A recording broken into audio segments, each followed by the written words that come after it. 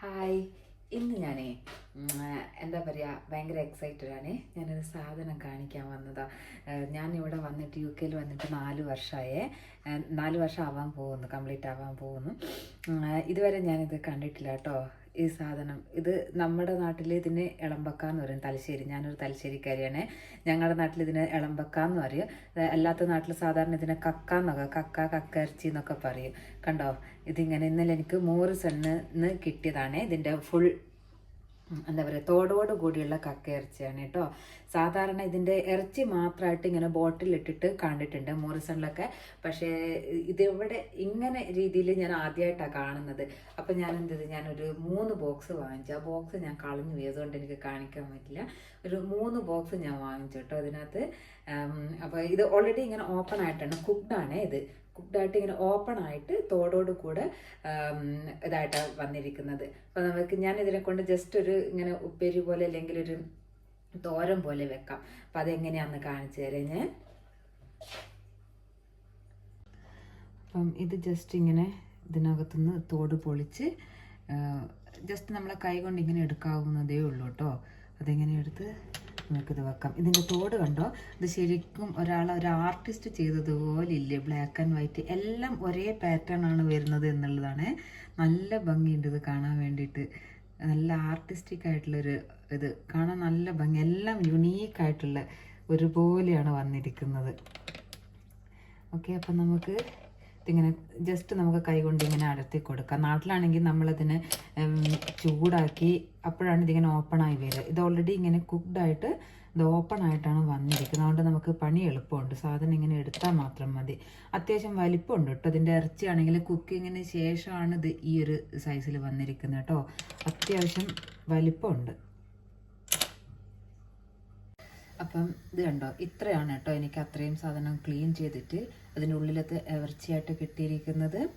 പിന്നെ അതിൻ്റെ കൂടെ ഞാൻ എടുത്ത് വെച്ചിരിക്കുന്ന സാധനങ്ങൾ നിങ്ങൾ കണ്ടോ, ഒരു ഉള്ളി, ഒരു സവാള ചോപ്പ് ചെയ്തത്, ഒരു 4-5 പീസ് ഗാർലിക്ക്, ഒരു കുഞ്ഞ് പീസ് ജിഞ്ചറും, പിന്നെ 2 ടീസ്പൂണ് ക്രഷ്ഡ് പെപ്പറും, ഒരു 1/2 ടീസ്പൂണും ഗരം മസാലയും. ഇത്രയും സാധനങ്ങളാണ് കേട്ടോ ഞാൻ എടുത്ത് വെച്ചിരിക്കുന്നത്. അപ്പോൾ പാൻ അടുപ്പത്ത് വെച്ചിട്ടുണ്ട്. ഇനി അതിനകത്ത് ഞാൻ ഓയിൽ ഒഴിക്കുകയാണ്. ഇവിടെ ഞങ്ങൾ ഉപയോഗിക്കുന്ന ഓയിൽ കണ്ടോ, ഇതാണ് കേട്ടോ ഞങ്ങൾ ഉപയോഗിക്കുന്നത്, റേപ്പ് സീഡ് ഓയിൽ. നിങ്ങൾ കേട്ടിട്ടുണ്ടോ? നാട്ടിൽ ഇത് ഞാൻ കണ്ടിട്ടില്ല. നമ്മുടെ ഒലിവ് ഓയിലും കടുകെണ്ണയൊക്കെ പോലെ ഇവിടെ ലോക്കലി ഉണ്ടാകുന്ന ഒരു ഓയിലാണിത്. ലോക്കലി കൾട്ടിവേറ്റ് ചെയ്യുന്നൊരു എണ്ണയാണ്. ഒരു കടുക് പോലെ ഇരിക്കും ഇതിൻ്റെ സാധനം. അതിൻ്റെ സീസണായ ഫുള്ള് മഞ്ഞ പൂക്കളായിരിക്കും. അത് ഇത് ചെയ്തിട്ടുണ്ടായിരുന്ന നമ്മുടെ ലോക്കലി ഉണ്ടാകുന്ന ബ്രിട്ടീഷ് സാധനമാണിത്. റേപ്പ് സീഡ് ഓയിൽ എന്ന് പറയും കേട്ടോ. Rape seed oil, rap seed oil, അങ്ങനെ എന്തൊക്കെ പറയും. എനിവേ അതാണ് കേട്ടോ ഞാൻ എടുക്കുന്നത്. ഒരു 2 ടേബിൾ സ്പൂണോളം എണ്ണ കുറച്ച് ഒഴിച്ചു കൊടുക്കുക. എന്നിട്ട് അതിനകത്ത് നമ്മുടെ ഒണിയൻ നമ്മൾ ചോപ്പ് ചെയ്തത്, ചെറുതായിട്ട് ഫൈൻലി ചോപ്ഡ് ഒനിയനാണ്, ഒരു റെഡ് ഒനിയൻ അതിട്ട് അത് കുറച്ചൊന്ന് വാടി വരുമ്പോൾ ഈ സാധനങ്ങളൊക്കെ ഇട്ട് നമുക്ക് ചെയ്യാവുന്നതേ ഉള്ളൂ. നിങ്ങൾ എല്ലാവർക്കും അറിയുന്ന പോലെ ഒരു ബേസിക് കാര്യങ്ങളെ ചെയ്യുന്നുള്ളൂ കേട്ടോ. വേറെ അതിനകത്ത് കൂടുതലായിട്ടൊന്നും ചെയ്യുന്നില്ല. അപ്പോൾ ഇത് ഒനിയൻ ചെറുതായിട്ടൊന്ന് ചൂടായി വന്നിട്ടുണ്ട്, അത്രയൊക്കെ മതി. അപ്പോൾ ഞാൻ അതിനകത്ത് ഗാർലിക്കും നമ്മളെ ജിഞ്ചറും, ഓൾറെഡി ഇത് ചെയ്ത് വെച്ച ഗാർലിക്കും ജിഞ്ചറും അങ്ങോട്ട് ഇടുകയാണ്.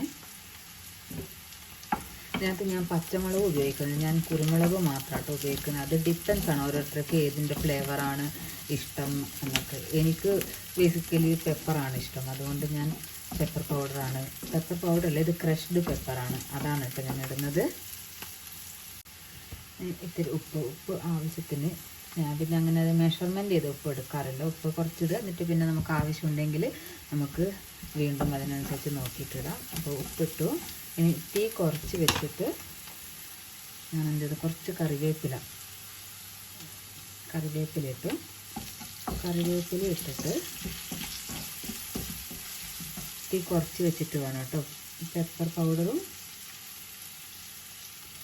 പിന്നെ ഈ ഗരം മസാലയും അത് രണ്ടും ഇട്ടു കേട്ടോ. അത് രണ്ടും ഇട്ടിട്ട് ജസ്റ്റ് അതിൻ്റെ ഒന്ന് പച്ചമണമൊക്കെ മാറുന്നത് വരെ ഒന്നൊന്ന് വാട്ടി കൊടുക്കാം. ചെറിയ തീയിലാണ് ഇപ്പോൾ ഉള്ളത്, സിമ്മിലാണുള്ളത് ഗ്യാസ്. ഇതൊക്കെ ചെറുതായിട്ടൊന്ന് വഴറ്റിയെടുക്കുക.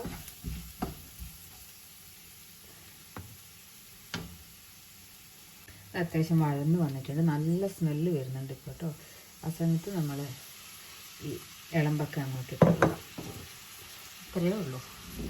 ഇതെല്ലാം നന്നായിട്ടൊന്ന് ചൂട് തീ കൂട്ടി വെച്ച് നന്നായിട്ട് അതിനൊന്ന്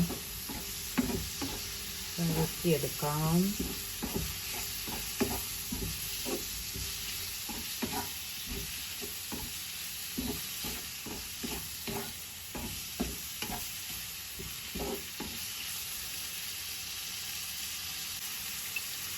അത് നല്ല മഞ്ഞൾപ്പൊടിയും കൂടെ ചേർക്കുന്നുണ്ട്. അതിങ്ങനെ വെളുത്തിരിക്കുക, അതിനൊരു കളറില്ല. പിന്നെ ഇച്ചിരി ഒരു മഞ്ഞൾപ്പൊടി, ഒരു നുള്ള മഞ്ഞൾപ്പൊടിയും കൂടെ ചേർത്തിട്ടുണ്ട് കേട്ടോ.